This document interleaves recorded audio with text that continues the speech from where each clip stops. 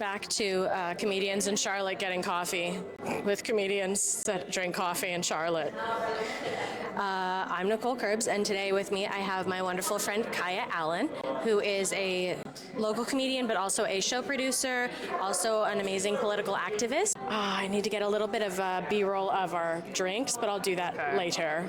You better hurry before I get done with it. Yeah, that's a good point. I'm pounding this. Yeah. I was just like, I need something to chill me out. Yeah, I get that. So, look at your little tiny mugs. I know. So if you want to try some, you can. I do. Give me some. Yes. This is one of those ones that you're supposed to drink without any cream or anything. Well, you can drink it with milk or cream, but I just chose to drink it straight, but let me know. But they put like some cardamom in it, so it's like kind of spicy smelling. It smells really good. I don't know if I'm as hardcore as you. It does, yeah. A little spice, a little something. Not bad. I'm gonna wait for that to cool down. Yes, it's pretty effing hot. Okay. When it gets closer to room temperature, it's gonna be delicious. Yes, absolutely. But now, the roof of my mouth is about as My ripped. gums are numb with pain. I got that Captain Crunch treatment, is what happened to the roof of my mouth. So, Kaya, if I can ask you to introduce yourself to this camera if you'd like. My name's Kaya Allyn. I've been doing comedy now for about 3 years. Up until about a year ago, it was pretty apolitical, and then I realized I have privilege. So now I am making it everyone's problem and weaponizing my white tears. We love a political queen. Yeah. We do.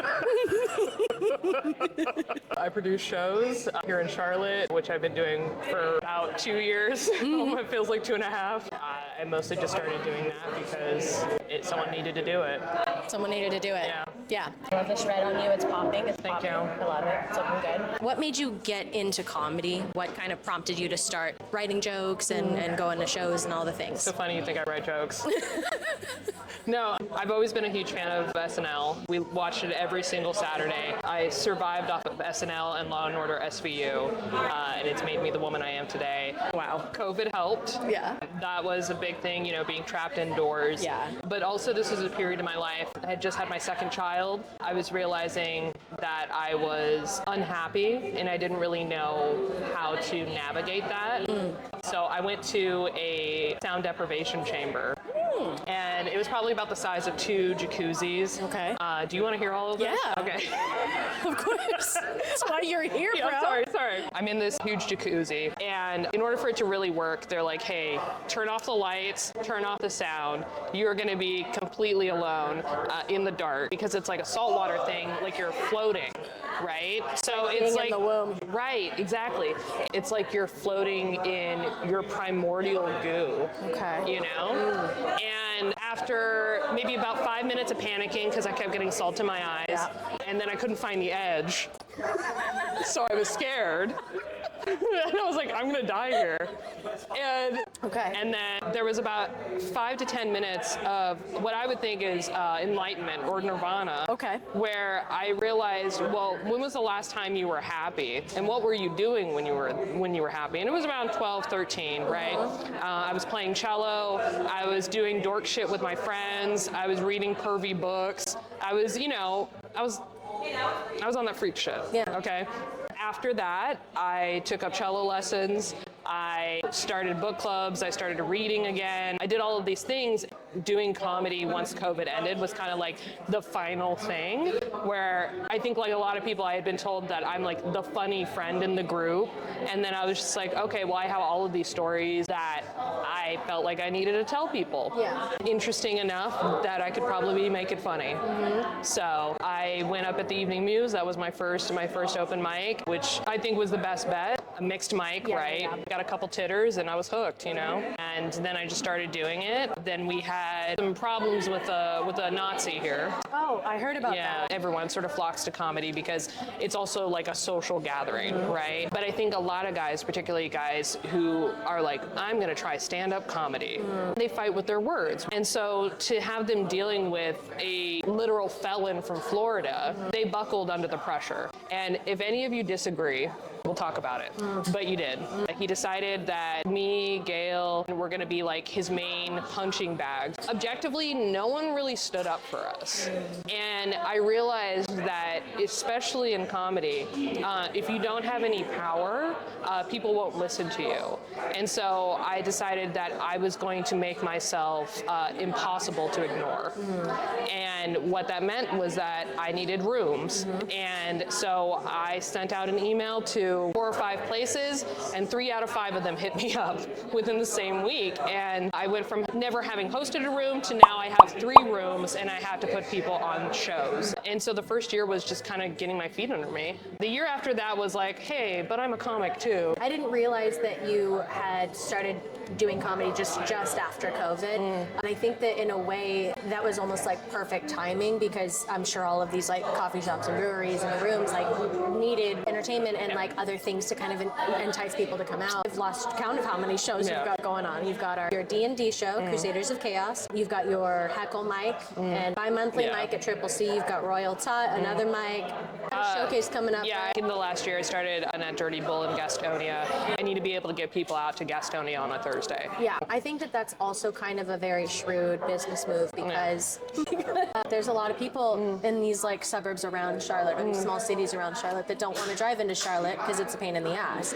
So choosing to go do a mic or a show or a showcase in any one of those neighboring cities, I think, is actually pretty smart. Yeah. Because nobody else is doing it. Well, yeah. There were some places where I wasn't even getting paid the first year that I was doing open mics there. Okay. Because asking for money when I'm not really tried, I don't know, it felt a little misplaced. Now that I have hindsight, that was stupid and I should have never done that. But we needed a mic on Mondays, so we got a mic on Mondays. Yeah, there you go. What are some things that you're looking for when you're like talking to venues or looking at venues? What works for that space? I'm going to start doing a monthly show at 88's, which is a coffee cocktail jazz bar thing, right? They have a small stage. It's the reserved seating, really quiet, cute.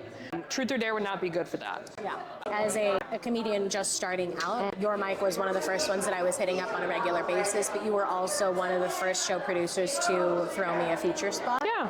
How do you kind of approach figuring out who you want to ask to be a feature? People should definitely ask me. I love that because it takes all of the thinking away from me. Because there's so many people that I've booked and so many shows, it's hard to keep everything together, and I really pride myself on having someone new. Yeah. Something different, who's gonna flow well together. I do try and mix it up a little bit. You know, I don't want to put the same kinds of people on the same kinds of show together, but the first part of the year was a lot of me fine-tuning and understanding people's own individual styles in order to be better at booking shows. So I'm definitely looking for that. I'm not looking just for more bodies. I'm looking for the show to make sense. Right. I think since you are so frequently producing all kinds of shows, you get to meet so many different comics in our community. How do you feel about like Charlotte comedy scene now versus like how it was when you first walked into it? Overwhelmingly good. I think for me, part of why I decided to do producing is that there was an issue with comics not feeling as though they had any sort of mobility in Charlotte. And so what would happen is that someone would be good, right? And they would sort of exhaust all of their options here and then be like, all right, well, I guess I'll move to Tennessee, or I'll go to New York, or I'll go to Chicago. And suddenly Charlotte isn't a place that people stop for comedy because they know that they're just going to get an open micer, right? There has to be like something to aspire to. We're working towards being better comics. I think Ducksworth's was huge because we didn't have a community spot, because Comedy Zone just doesn't, you know. They have the people that the comics bring in, and then they have the people that they've always worked with, and they're just going to keep doing that because it's safe. And I understand that they had to do that for the triage that is COVID and everything like that. But it was, I think, a big hit to the community. What that did, though, is that it created people like me, right? A lot of independent producers, a lot of engaging with that supply and demand side of comedy, giving people an option that's not musical trivia or geek night or whatever it is, which, again, if you like doing that, go for it. But people were looking for something different. And it's cheap. Yeah. It's that's cheap. fair. Yeah. It's very cheap. People got to test in real time what happens when a show is ran well and when it's not ran well, and how often people will show up to that. And suddenly, people are getting better. Yeah. Right. Yeah. And that's what I want. Is I want that competition there, so people get better. I went to Kansas City, and Kansas City had 3 different comedy clubs. You know, when you're looking through kind of all of their scene stuff and everything like that, they don't have independent producers. There might be like a pizza shop that does a comedy night every once in a while, but because they have a monopoly on all of these comedy clubs, they don't need that. Right. And it takes a lot of the magic out a bit. In the early days, what I did like, because there were so many few mic and show opportunities, we were better at communication. So it would be like, oh, well, I'm going to start my mic at 6:30, and then that means that by the time my mic's done, everyone, or mostly everyone, can go to this next mic that's also on a Tuesday. Like, people were really considerate with that. I understand now why they're not. It did kind of become a free-for-all, which, again, I'm doing it too. But that consideration isn't there. You're less likely than you were previously to there being 0 things happening except for one show, and then everyone would show up to the show to support. Right. That's not happening as much because we're in the grind now. Right, yeah. We're no longer in our infancy of walking. We're running around. Yeah. I kind of miss that. First, it felt like it was only a very small selection of people that were getting booked and busy all the time. And fast forward to now, it does feel like it's not just our tight friends or our friends we work with a lot. It's like truly everybody is like getting booked and busy. It does truly feel like Charlotte's comedy scene has a market for everybody in it's a getting way. some legs under it. Yeah, which is nice. You have so many show concepts that you're experimenting with from time to time. And what goes into kind of conceptualizing those? So my number one rule when it comes to any shows is if I'm not having fun, then there's something wrong. Yeah. It's the reason why there's some rooms that I've lost or I've decided to go away from that I wasn't enjoying them. Nothing necessarily was wrong. It's just like I would dread doing this show. Yeah. And I'm the kind of person that if I don't like doing something, this goes for working out, this goes for chores, and if I don't derive some enjoyment from it, I'm not going to do it. Yeah. As far as themes are concerned, mostly childlike whimsy. My most favorite show that recently has been Last Words. Last Words is comics. They do a short set called an exit interview, and then they deliver their own eulogies. So it is funeral themed. I've done it for around Christmas. That worked, for winter. I did it for Halloween, I believe, this past year. Truth or Dare was my first theme show.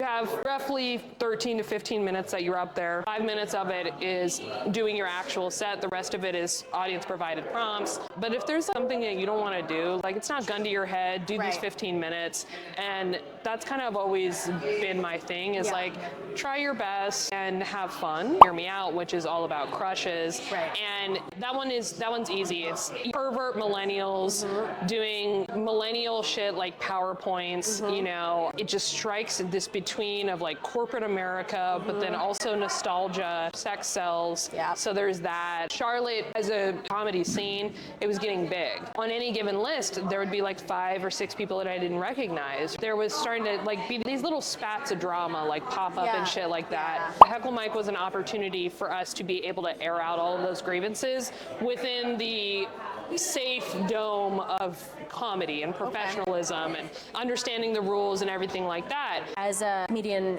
in the scene with you, I feel like I've looked up to you quite a bit from the jump because of how badass you are for running all these fucking mics and all these shows, but also you're constantly giving everybody else these opportunities. Right. Another thing I kind of wanted to ask as well is about your political activism. What was the inciting incident, or what has kind of kicked off this like political arm of you? So Roe v. Wade was a big one. The biggest thing, and I've talked about this in my set, my husband and I, we voted on opposite ends of the political spectrum. I was, for lack of a better word, crushed when Kamala lost. I remember the night she lost, I literally went outside in a rage and smashed all of our jack-o'-lanterns. And and he was kind of unaffected by it, and it really broke something in me. I wrote him a letter, and in that I told him, you're gonna get so fucking annoyed with me. I am going to be politically engaged. I'm not gonna keep my mouth shut about anything. I'm not going to keep the peace. I wanted to make things better, and so what I did was I started, turning to my children. I was like, okay, how can I make things better for them? Like, I have to worry about the fact that they may not be able to afford college. So what does that look like? It looks like them possibly going into a trade. Okay, well, is that possible in the current county that I live in? What is the trajectory for that? Go to school council because a article had come out that Central Piedmont Community College was getting a shit ton of money for building a militarized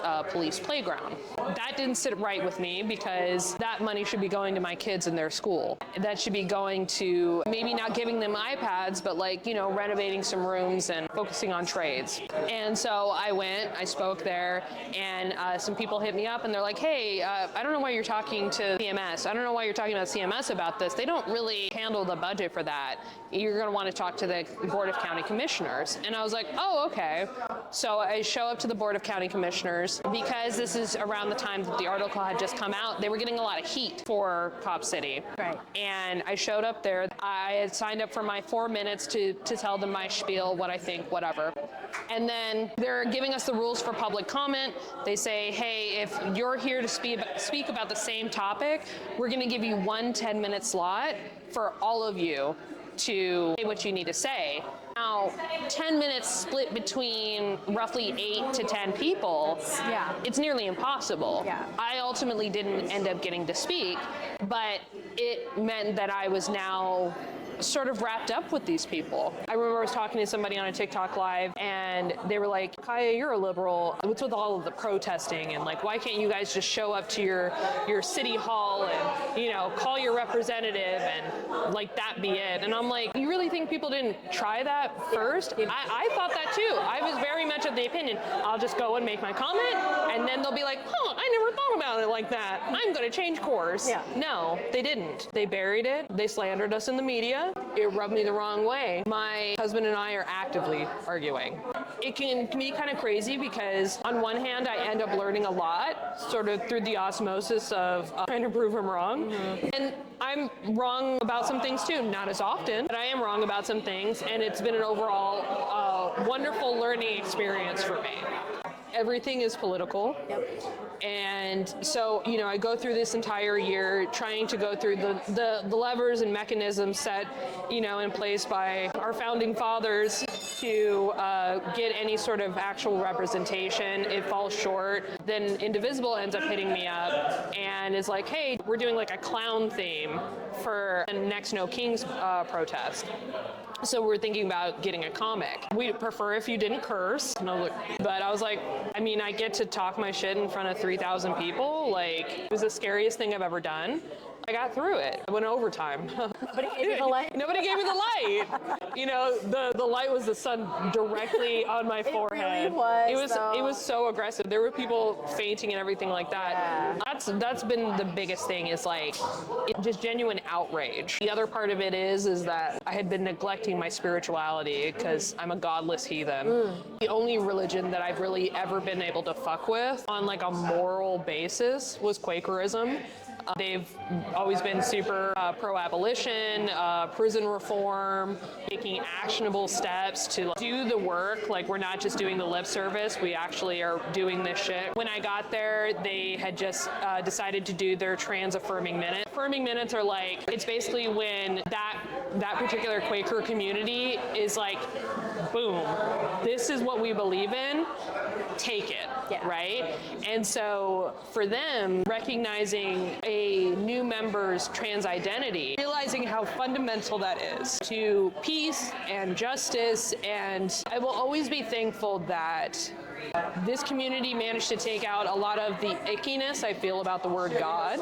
It really strengthened that moral clarity that I already had. Like this journey of being incredibly empathetic, but also tying that to action ended up becoming like even more of a cornerstone in what I was doing. And honestly, it's just been a lot of arguing with people on TikTok. What's the phrase? God gives his biggest battles to his strongest warriors. Yeah, no, I feel that. I remember when you were looking into Quakerism and we were talking about it at like a show, and you were like, yeah, I went to like a meeting today, but I'm like not committed to it. Are you still soft quaking, or are we like quaking hard now? Or? Yeah, no, I'm quaking pretty hard. I got the t-shirt. It's this bright blue t-shirt that says Quakers are friends. I love it. And it was embroidered by this lady at the church. I think her name's Martha. It's a very political time. It is a very politically violent and outrageous time for everybody. Like the fact that you are in a mixed belief household is what I'll call it. It's intense because, okay, so you work all day, like also in your spare time, like you are fighting like trolls on TikTok. Also in your spare time, like you're hanging out with friends in the Quaker town. My mom's running for commission. Yeah, like. And I'm helping. And also when you're home, like in a space you're supposed to relax, you're also like, hey, dipshit, I read this article. Right. Your shit's fucked. Absolutely. This is also an era where we're seeing people getting like severely cyberbullied on the internet for like, speaking about what they believe, but also sometimes like seeing comedians getting assaulted on stage, just heckled. Like it's kind of a scary time to be a comedian, but I feel like it's always been a scary time to be a comedian. Obviously, it was a tough fucking break for anybody in like Berlin in 1939. Yeah, no. I mean, they were canceling comics back then. They really were. For real though. Yeah, canceling them, putting them on a train, but yeah, they were canceling them. I think it's really extremely brave to do the soul searching that you're doing. Something I'm hearing as a through line, you are a community builder in a lot of ways. I'm an ENFP. Okay, nice. If we want to talk Myers-Briggs, Love. Any sort of personality test I take, it like has me like under campaigner and like stuff like that. The only thing that was going to stop me from absolutely curling into a ball and crying, because I'm a crier, would be doing something. There is a toxic quality to that where I have to be doing something all the time, because like what am I putting off? If I'm doing something, I'm engaged, and it means that I'm not powerless. Right. At the same time, you know, my husband has taught me the dangers of tribalism, the left's tendency to eat itself and like not be open. The echo chamber. The echo chamber. I've really taken that to heart. I mean, it's helped overwhelmingly. I mean, the Quakerism also helped with that. Is like listening is such a huge part. They had a men's only forum on the topic of listening in a church. Okay. They said, hey guys, we're going to teach you how to be great listeners, and it's just going to be for the men. No reason. Go off Quaker Oats. Yeah, right? It's a place that you can go to that has genuine good faith. People are worried about getting any sort of heat on them, which is totally understandable. I have a friend who got arrested by ICE and Border Patrol. She was able to get out of that and everything like that, but they still have her on federal probation. And so I see that there's a real effect that can happen when people do decide to get involved. Speaking as a comedian though, we do get more grace. And I know that at the end of the day, if somebody has a problem with me, they can pull up my link tree and find me at any one of these shows. Come by me. Catch me outside. Is there anybody that comes to mind in the Charlotte community right now that you feel like is doing really good work, either like performing really well or is like uplifting others, or somebody that comes to mind for you? This one's pretty obvious, but Angie. We started at the same time. She had done a comedy class. I did it the original method, but we met when we did this like Queen City comedy show. Like I started comedy during the pandemic, and it turns out both of our sons have the same name, which is Finn, and it's a very unusual name for two people that also happen to be comics with curly brown hair that also have two sons a year apart from each other named Finn. So it was sort of serendipitous, but she's really done the work. Really like Sean Kett. Sean is great because he shows up, doesn't cause any problems. He doesn't even swear. He doesn't even swear. There's been so many times where I've had somebody drop out or I don't have a person and he happens to be there. I was like, hey, you want to do 10 minutes? And even if he wasn't like 100% ready, it's always always great. Mike Bird, I'm glad to see that he's like stretching his wings and starting to do producing and stuff like that. I mean, the more the merrier. Yeah, I think he's taking a little page out of your book with the terrible takes a little bit. Go for it, You man. know, I love that. Yeah, because it's like themed. It's got a structure to it. Thank you so much for joining me. I've had so much fun learning about all the things that you've done and all the things you're doing. And I'm really, really lucky to know you. Same. And I think you're doing really cool shit, man. Thank you. Thank you for having me and giving me an opportunity to yap. Yeah. It really puts things in perspective. Good. You know, I'm going to bring up the Quakers again. But last week in forums, we discussed what 2025 looked like for us and what joy looks like at the end of 2026. You're feeling joyful. What does that look like for you? So this past week has been a lot of reflecting for me, because it's really easy to like go, and then you look back and you don't really realize how far you've gone. Right. You know? Right. So I've been doing a lot of that. So thank you for this opportunity to do more of it. Yes, absolutely. Absolutely.